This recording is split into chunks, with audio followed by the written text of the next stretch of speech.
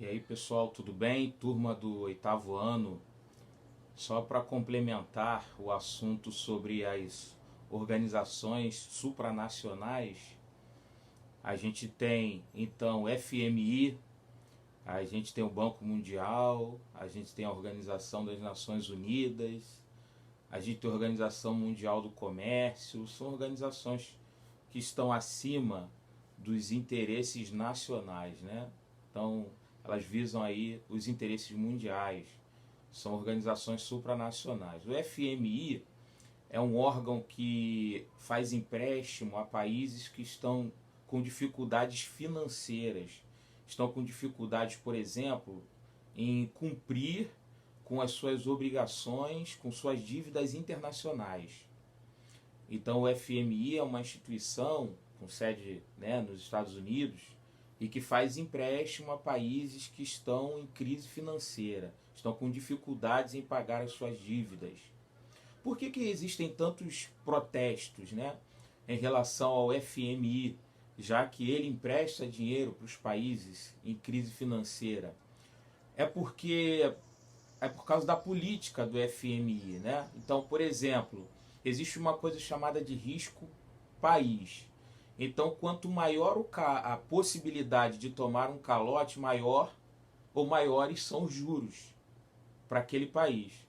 Então, por exemplo, se o FMI emprestar um valor para um país desenvolvido, como a França, como o Japão, e emprestar esse mesmo valor a um país em desenvolvimento, né, como os países da América Latina, os juros para os países da América Latina vão ser maiores. Por quê? Porque o risco de tomar um calote também é maior. Então, essa política de juros, né, ela não é vista com bons olhos pela maioria das pessoas. Por isso tem alguns protestos contra o FMI. E tem um segundo fator que talvez seja até mais grave, é que o FMI, quando ele empresta dinheiro, então ele tem o direito, isso até assinado em contrato, de intervir na política daquele país.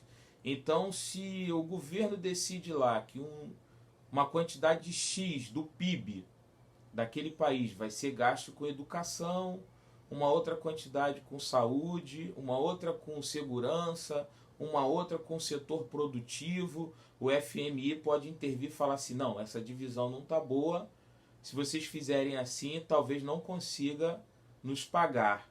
Então a gente quer que vocês façam da seguinte maneira, X no setor produtivo. Então ela aumenta aí o percentual do PIB que será usado no setor produtivo e diminui da educação, diminui da saúde, da segurança pública. Então esses são alguns fatores porque as pessoas são contra ou protestam contra o FMI.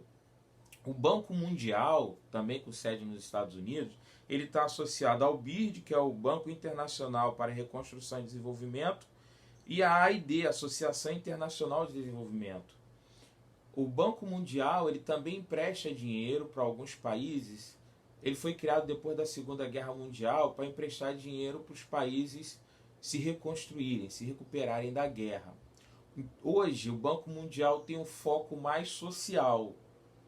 Então, se um país, por exemplo, foi devastado por uma catástrofe natural, um terremoto, um furacão, ele não vai pedir dinheiro para o FMI, ele vai pedir para o Banco Mundial. O Banco Mundial tem mais esse caráter social, desenvolvimentista. Então vai ajudar ali o país a investir, né, no transporte, na infraestrutura, na energia, entre outros fatores.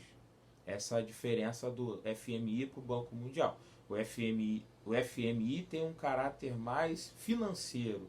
O país está em crise financeira.